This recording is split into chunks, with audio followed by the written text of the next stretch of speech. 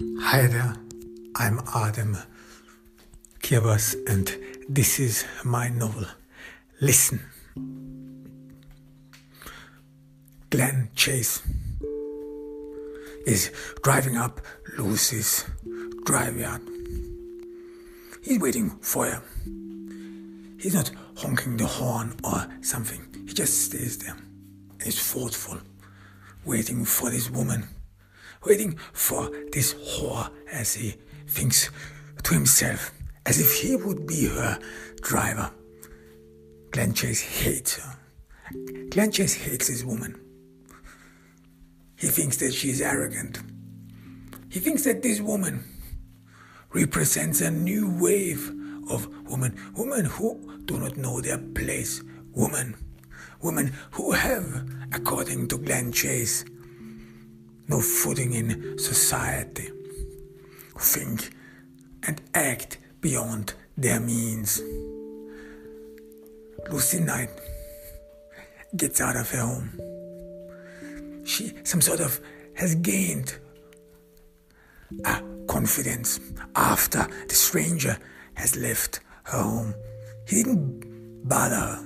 He probably got the message that it was just a one-night stand and nothing more. He shouldn't think anything into it. This is what people do nowadays. At least this is what Lucy has heard of. That it is normal, quite normal, that woman and man engage in sexual activities without actually committing to anything, no relationship whatsoever. This thought soothes Lucy. This thought that she might not be just one of these women, and there are, according to her, only a few, one of these women who are so lost, who are doomed, and who only pass time without knowing or without feeling that this is what they have inside them. Either it is a disease, illness, mental illness, or whatever it is, gains ground, conquers them, their thoughts, until they cannot be recognized anymore, because their thoughts are not the same anymore. Lucy thinks about the probability, especially in this world, in this interconnected world, that one has at least one doppelganger. At least one person has another person in this world whose life is pretty much similar to himself, as well as his appearance. Even though one might assume that appearance is like one's fingerprint. It is unique. However, it is not as unique as one might think. That there are people who are mistaken for a lot. And there are a lot of issues of identity fraud, where people can easily steal other one's identities. So what goes through her mind is in a way mind-boggling. And the only thing which some sort of makes the difference between the people is their thoughts, their memories, how their life have come in. How many Smiths are there? How many Smiths are in the English-speaking world? It goes into the thousands. And what is the difference between a John Smith somewhere in Wyoming and a John Smith somewhere in New York or Florida? Their lives, their memories. Lucy approaches the car where Glen was waiting. She's proud of herself that she managed to get on past the night without the help of anyone else. This is how she sees it. A help help for her weakness, help for her embarrassment. How mortified she would have been if Glen would have seen a man coming out of her home. Lucy, of course, knows why Glen picks her up. This is probably one of these issues in the FBI bureau. They want to know, they want to see what is going on in Lucy's home, who enters it, who leaves it. There wouldn't be any need, there wouldn't be a need for Glen to pick her up.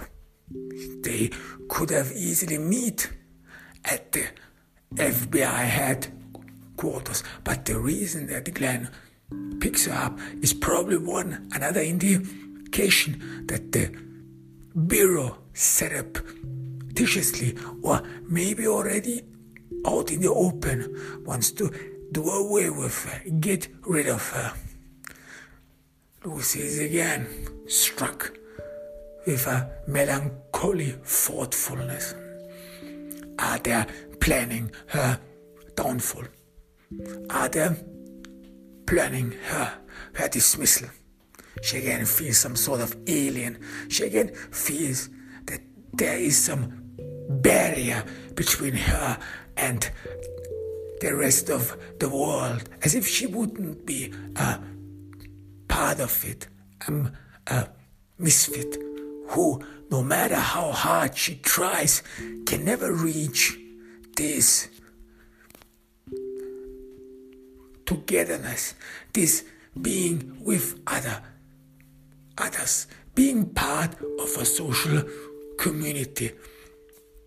Lucy imagines that probably whenever she is in a photo or in a group, a society, or a social gathering, that people would probably immediately recognize her, recognize the outcast, would see that something is not right with her. Lucy applies occasionally makeup, not because she wants to somehow embellish herself, somehow make herself beautiful. No, for her, makeup is something like covering something up, as if people should not see this insanity. This is how she sees it.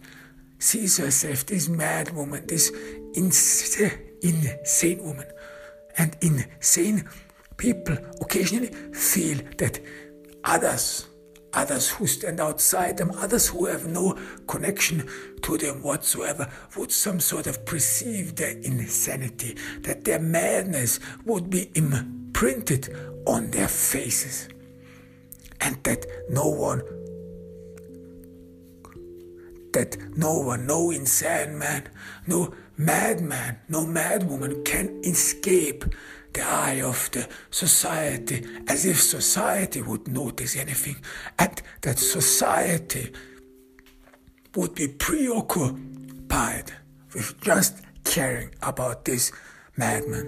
And Lucy is well aware of it, that this is another stage of insanity, another stage which means that insane and mad people more and more are obsessed with the thought that society would only care about them, that society and the people around them would only be preoccupied with them, and that they therefore feel observed, surveilled, and whatever. And this would then lead to stupid actions, bad behavior, erratic behavior. And Lucy some sort of soothes herself, tries to soothe herself, tries to give herself courage, that she is not like all these other insane people, mad people who went out of their wits, because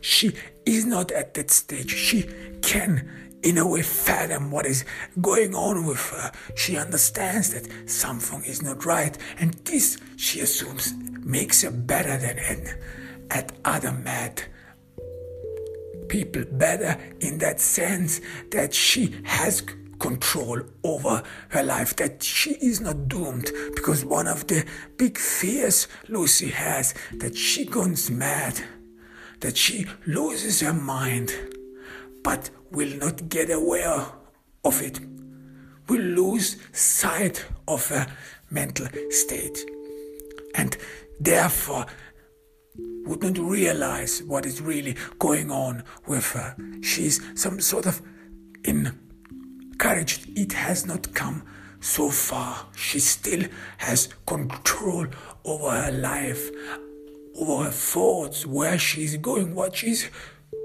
doing.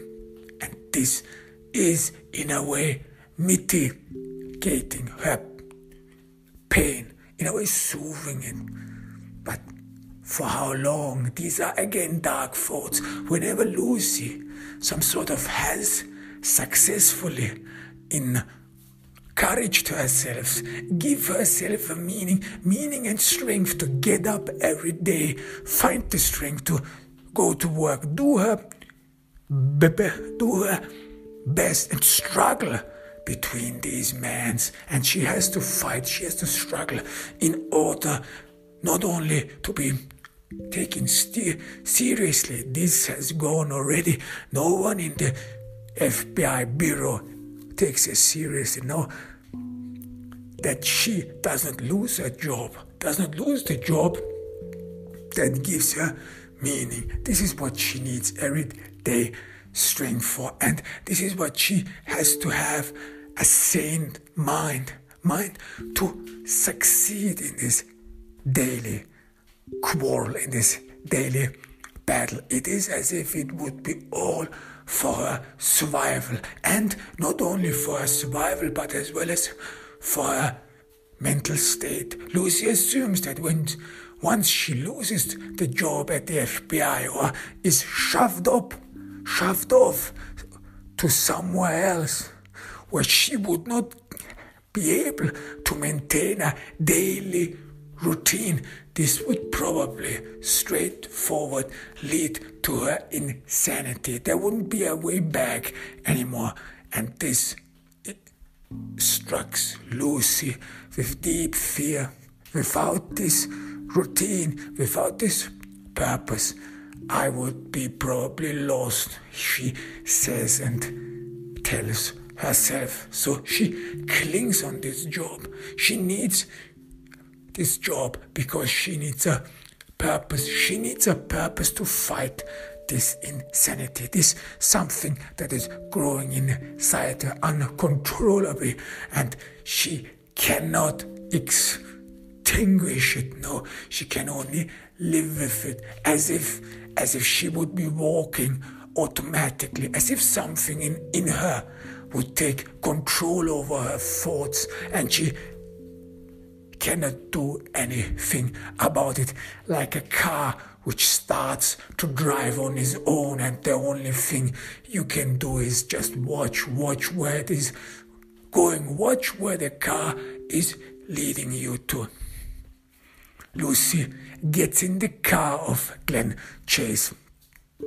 She inhales deeply, almost as if she would hold her breath, because it feels uncomfortable sitting next to this man whom she knows just hates the guts of her, and she imagines what the Glen Chase and her buddies probably talk about her behind her back, what they call her, and she had heard them calling her all kinds of nasty things, whore and so on, and she is always surprised and even curious whenever she meets Glen, how he will react to her.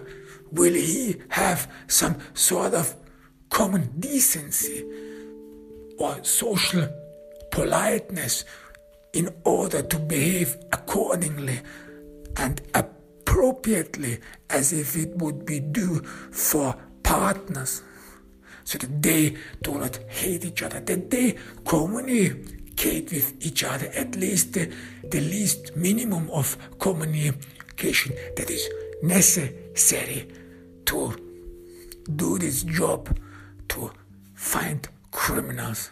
Or is Glen changed from one day to another? And he some sort of attacks her, says stupid things. And this is what Lucy has always feared of. What if he starts talking about her? What if he calls her slut, whore, and this in front of everyone? What if they are in the bureau or in the crime scene and he calls her out, says it into her face? It is different when you can pretend that someone is talking behind your back and you don't hear it, you don't listen. You can at least say or mean or tell yourself and all others, well, this is a coward. He is not man enough to come and tell it to my face. But what if this is really happening? If someone talks next to herself? And Lucy, this thought alone is very mortifying, and she has thought about it over and over again. How would she react? What is the proper reaction? Could she shut him down? Could she say to him in a stout and infuriated manner, shut your stupid mouth? Would she be able to find the courage and the strength to yell at him, to shut him down?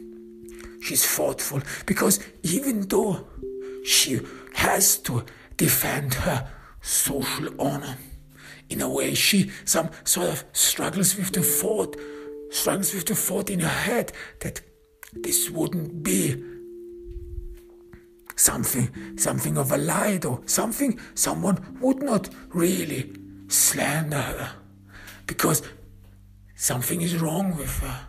She's diseased. She feels that herself. She feels that something is wrong with her. And if then someone would call it out, would tell the truth about her, this would be damning twice, because she herself, deep inside, has already admitted that something is wrong with her, that something isn't right with her. And then how could she defend herself? Would she be able to defend herself with strength, vividly, and as an emancipated, strong woman? Or would he fight for herself half-heartedly? That would be significant and an indication for everyone that she herself knows something is wrong. And wouldn't be this an admission of guilt, admission that she is lower, that she is subordinated, that all these others, what they say behind her back, that these things, that they are actually true. The thought alone is mortifying. She does not dare to look at Glen. She don't want to fight with him. She tries not only to ignore him, but she tries to fend off any probable trouble. She even tries to be nice to the guy whom she knows hates him, and she hates him too. Lucy hates him because this man has her fate in her hands. One stupid thing he says, anything he says, could in a way socially mortify her, could ruin her. She hates this thought. She hates this thought to be dependent on man. She hates this thought like she always hates when she has this fear, of not being able to be alone, when she needs someone, when she's dependent of someone. This thought is unbearable to her. Needing someone, having to ask someone for such a simple thing, she then feels always stupid and childish, dumb, as if she would be not able to manage her life. She, as a grown-up woman, has still not succeeded, has not arrived in this big life, while others seem to be capable and skillfully managing their lives. She some sort of is stranded in the middle, and she is dependent of these people like Glen, and these are the moments where she hates herself the most, where she hates this disease, these thoughts which dominate her life. They dominate her life in that matter that she then is dependent on others, that her faith depends on the goodwill of others. And now she has to play nice to this man, to this scumbag who talks badly behind her back, who slanders her. The thought alone is revolting. But she, Lucy, at least this is how she encourages herself, is a professional. She can play nice, she can act, and she has to. But Glen, he doesn't say anything. He's thoughtful, he's staring in front of him. He doesn't look at Lucy. Lucy doesn't want to offend him. Lucy doesn't want to say anything which would get him started, because she knows, in a way, if you hate someone, if you despise someone, even one thought, even one syllable, if you hear his voice and so on, this is already offense. Even though this person tries to be nice, even then there is nothing one could make about it.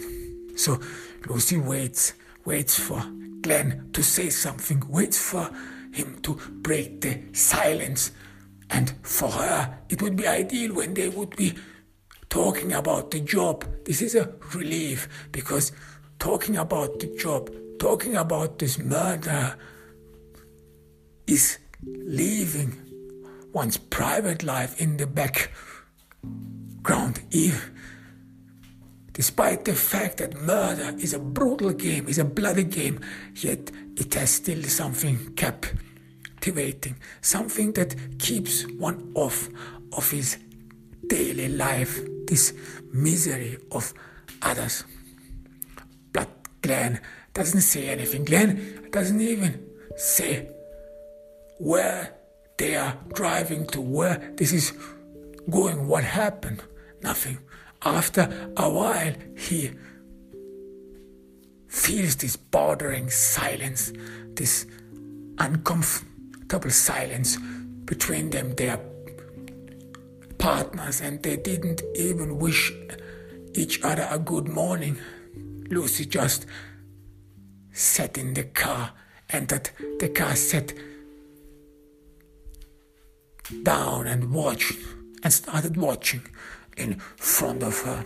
Glen then switches on the radio to break the silence. He has no will whatsoever to talk with Lucy. This is not a morning for him. This is not a morning to be nice.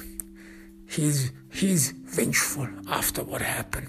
After what happened on that day in the morning, he's still preoccupied with the scene in his inn when he had breakfast. It is still in his mind, and he has no will whatsoever to pretend this necessary amount of politeness, what people should have, what we in a social community some sort of bring forth or have to bring forth in order to enable a polite, a frank, a warm social interaction, so that people through our actions do not see us through our actions, or people in that sense do not abandon us, call us rude or whatever, so that you, no matter what, try to be polite, at least the least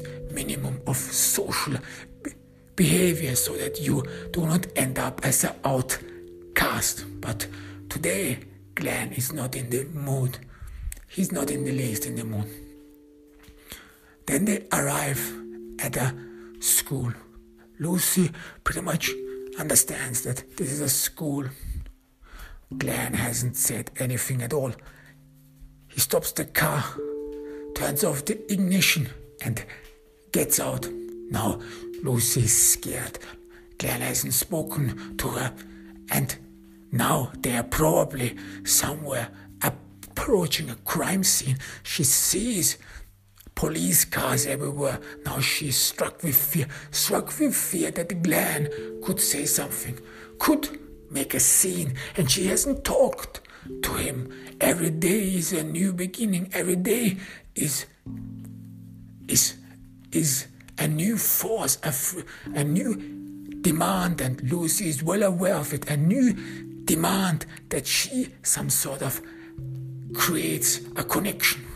That when you live as an outcast, every day you have to make new bonds or renew the old social bonds, because no one knows, especially when behind your back people talk about you. It is very difficult to reach out for others because people have already prejudices against you. Therefore, every day you have to mitigate those impacts of those prejudices. These are small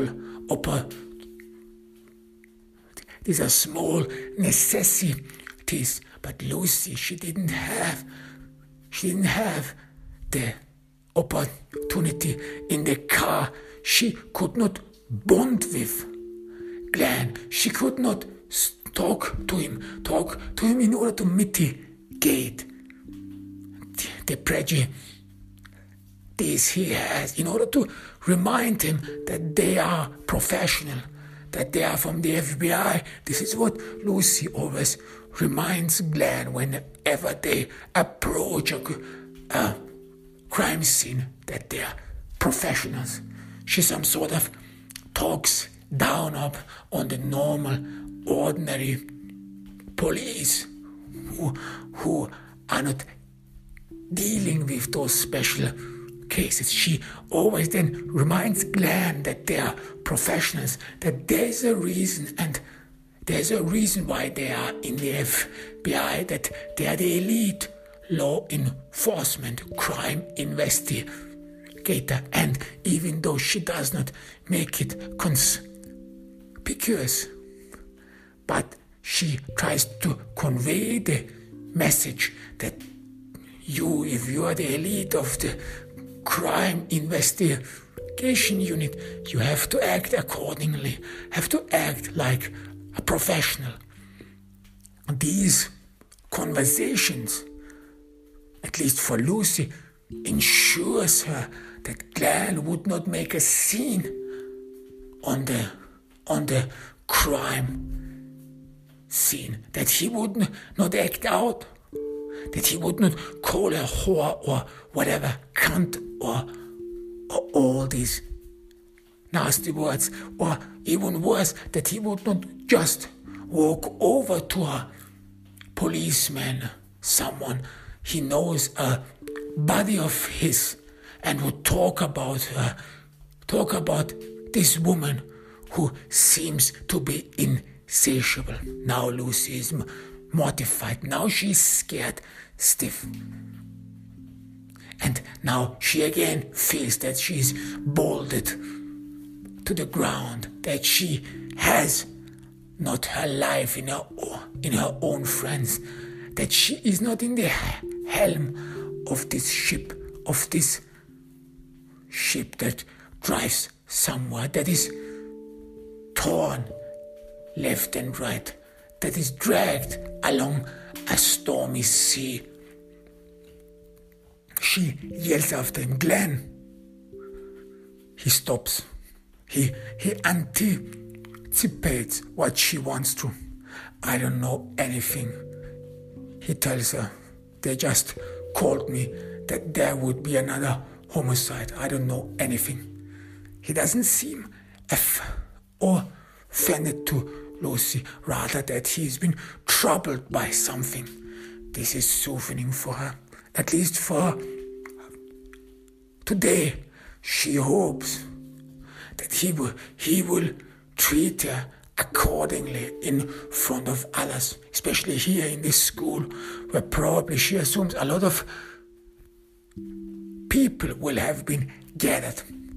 She regains her strength. Now she can move again. She moves towards the school.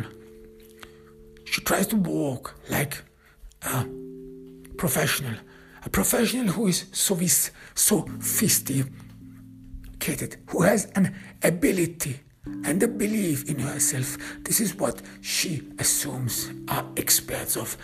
Nothing that bothers her, no private life, no insanity, nothing. Everything that's been in her private life, everything that is behind her, this has been closed off when she closed the door of her home, of her private life. It is there. She has not brought it with her. Now she is a professional. Now she is Special Agent Lucy Knight. And she reminds herself why she got the name. Her parents, they reiterated the story over and over again. They were Beatles fans. And she got her name Lucy from a Beatles song, Lucy in the Sky with Diamonds. And this some sort of encourages her because her parents, the closest people in her life, saw herself. The very moment they saw her, they gave her this name. They probably, and she assumes, would have given her a different name for now, for her parents now, for the life she lives, for the insanity she carries with her. What would have called her parents her? What would have they said to her when they would have found out that Lucy has a lot of sexual intercourse with a lot of men? What would have they done? Could they have helped her? She's glad in a way that her parents left this world without knowing how debauched and depraved her daughter, their daughter, really is. She was relieved. She's relieved because this thought that she probably would have had a different name, that her parents didn't saw her in her childhood as something depraved, something one would be ashamed of, something one would be mortified in society when people start talking. This is the daughter of this man. She again has slept with another man. This whore is insatiable. Lucy imagines what these people say and talk behind her back. But yet she still can find the strength. She still can find the belief in herself. This is a great skill for Lucy, to be able to switch off everything that goes around you, switch off these bad noises, stupid things, and what people talk about you, but only be focused, be a professional, and look straight ahead on your target destiny. The school was closed off. It is an ordinary school, an ordinary American school. It is a high school. Police cars are everywhere, but you cannot hear any students. Probably the students, they were sent home. Whatever happened here has shrieked everyone, has spooked this town. It is a small town. You can see behind the school mountain ranges. Lush green visits you in the entry. This is a school which appears to be lively, some sleepy town, and now something has hit it, something has struck it, something they did not expect. Lucy and Glen entered the school. Only police, and they seem to mind their own business. People come and go, as if there would not be any need whatsoever to protect and cut off and seal the crime scene. Only a few mad people and those who have been ordered by law and the public to keep society safe, only they enter this scene, this crime scene. Lucy and Glen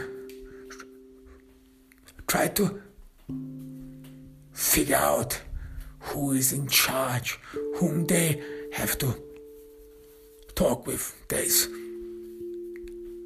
police and there is already the forensic. After a while, Lucy and Glen see a detective who seems to be in charge, and he speaks with a forensic, and next to him is a civilian. A civilian, you can always detect them because they are wary, they are thoughtful, they are always distressed. They do not have this composure, as if murder, as if death would be their everyday business. They are detached from it. Even though they see a lot of death, a lot of blood in the TV, and even though they are surrounded by it, and some say that society is even stopped by it, by all these deaths and so on, so that we do and become insensible to death. Yet when it happens in real life, things are different, and civilians, they are always uncomfortable. They always look left and right, and Lucy can immediately make out that this is a civilian, and it happens to be the school principal, who in a way has decided to stand his ground, some sort of a responsibility one has towards his school and his people. Lucy and Glen approach the group. The detective, the unknown detective, greets them. Lucy and Glen show their FBI badges. There is no question of jurisdiction. The police wants the FBI to take over. This is above their pay. Great, this goes too deep. These are things you don't want to think about. These are stuff you don't want to be part of. These are stuff which gives you nightmares. This is not the reason you became a police officer. The detective nods and This is the civilian. Detectives, this is Mr. Leland Flail. He's the school principal. He works with us. He helps us. Lucy and Glenn greet Leland Flail. He's still shaky. What happened? Asked Glenn. The detective starts telling, we have a murder here in the school. It is in the school gym. They look around. They are in front of the gym. The body was found by one of the teachers. Students were prepared to physical exercise this morning, and they found the dead body in the gym. Leland Flail, the headmaster, is uncomfortable. He listens to the detective as if he has heard it again, and still every time he hears it, it is still shocking. It is still damning for him. Something happened here in this school. Murder, as if he would not believe what he has heard, as if it would be beyond his imagination here, and so close. And Lucy watches him closely. He pays his eyes, they are somehow at odds, as if it is not really that he is concerned about murder, but rather that he's hiding something, as if he would know something. Lucy immediately notices that, because he tries to straighten out his tie every time, as if he would trying to give a good impression of himself. He tries to stand there like a statue, and always has to check out whether he could successfully trick everyone into believing who he is. Because despite the fact that someone was killed in his school, in his gym, he stands straight. He is not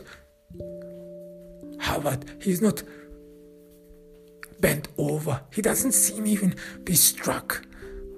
And the only thing he seems to be worried about is his own appearance.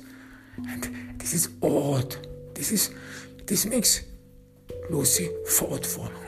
In which and in what connection they stand to each other. Then after the detective has laid out the groundwork of the murderer, the victim is Mr. Joseph Parham. He was a very beloved teacher. He was the English teacher. There's no records of him whatsoever. He was an ordinary citizen of this town. And after the detective has emphasized that the victim, Mr. Joseph Parham, was a very beloved, the school principal, Mr. Leland Flame, harkens in on that and again reiterates and emphasizes that Mr. Joseph Parham, he was loved, he was beloved. I cannot imagine that anyone whatsoever would want him to hurt him. And again, he is uncomfortable. Again, his eyes search left and right. Again, he seems to want to make inquiries and ensure that people believe him, as if he would be telling a story to all others. Lucy and Glen have noticed this behavior, this odd behavior in the face of murder. Joseph Palm, what and why, we don't know why he was killed. There is no indication so far, but this murder, this is not like an ordinary murder. You will see for yourself. And then the detective stopped, as if he would be fighting a revulsion. This is how far he wants to go, how far he wants to understand what is going on here. Lucy and Glen nod, and they walk past the detective into the school gym, and they see for themselves and with their own eyes what is going on and what has happened.